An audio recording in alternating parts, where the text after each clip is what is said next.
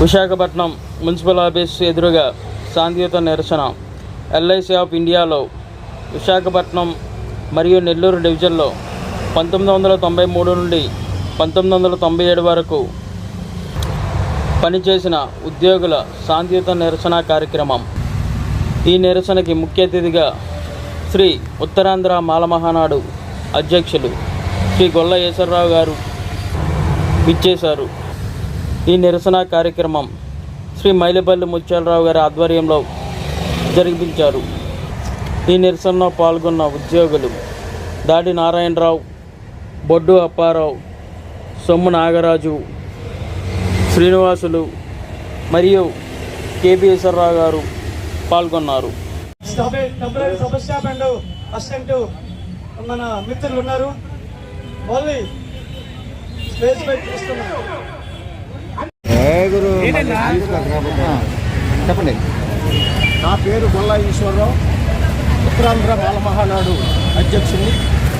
నన్ను ఈ LIC of ఇండియాలో విశాఖపట్నం అండ్ నెల్లూరు డివిజన్లో 1993 1997 వరకు ఎంప్లాయ్మెంట్ ఎక్స్చేంజ్గా నియమించి ముందస్తు నోటీసులు లేకుండా తొలగించినందుకు ఇవాళ ఎల్ఐసి నిరసన ఇక్కడ గాంధీనగర్ గారు జరుగుతుంది. దానికి నేను ముఖ్య అతిథిగా నన్ను ఆహ్వానించిన వారు ఎల్ఐసి కమిటీ వారు మైలపల్లి ముత్యాలరావు గారు. కాబట్టి దీనికి సంబంధించినటువంటి అనుమతిలో ఉన్నటువంటి ఎంప్లాయ్మెంట్ వారు 2 విషయాలు మీకు క్షుణ్ణంగా పరిశీలించి చెప్తారు. దానికి వచ్చినటువంటి సీనియర్లు దానికి కూడా కొన్ని సాక్ష్యాధారాలు కూడా మీకు మీడియా ముందు తెలియజేస్తారు. మాట్లాడవలసిందిగా మీడియా మిత్రులందరికీ కూడా మా ఎల్ఐసి టెంపరీ చేయించుకొని మమ్మల్ని టెర్మినేట్ చేసిన తక్షణంలో కనీసం ఎంప్లాయ్మెంట్ తిరిగి నమోదు చేసుకోమని చెప్పి వీళ్ళు రిప్లై లెటర్ కూడా ఇవ్వలేదు.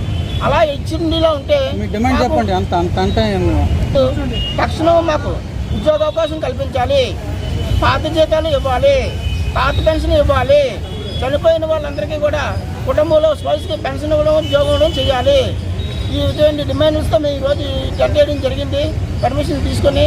కావుట ఈడీ పర్సనల్ గారు, మేనేజ్మెంట్ చైర్మన్ గారు అందరూ స్పందించి మాకు తక్షణం మా విధుల్లోకి తీసుకొని మాకు ఈ చివరి క్షణాల్లో కాస్త కోస్త ఆసరాగా ఉంటే మా కుటుంబాన్ని రక్షించుకునే అవకాశం మాకు కల్పించాలని మరీ వినయపూర్వకంగా మేనేజ్మెంట్ వారిని కోరుకుంటున్నాం. అలాగే యూనియన్లు కూడా మాకు సపోర్ట్ చేయాలని, యూనియన్లు స్పందించి మా ముందుకు రావాలని, మమ్మల్ని ఒడికి చేర్చాలని కోరుకుంటున్నాం. సోదరులైనటువంటి మాకు ఎల్ఐసి యాజమాన్యంలో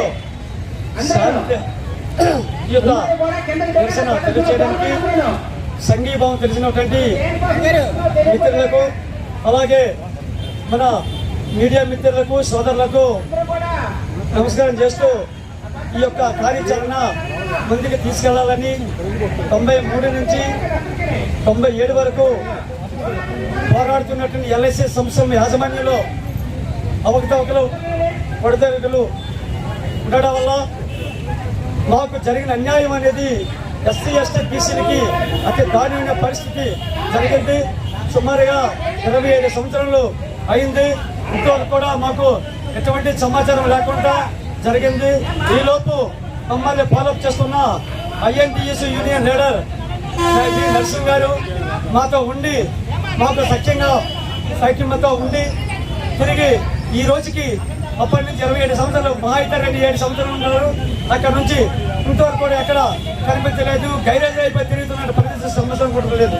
కాబట్టి దయించి అతను కూడా మన మీడియా సోదరు ద్వారా ఐఎన్టీసీ లీడర్ ఈ నర్సింహ్ని ఖచ్చితంగా ఈ యొక్క వేదిక వద్దకి తెప్పిస్తారని ఆశిస్తూ గౌరవంగా నేను కోరి వేడుకుంటున్నాను.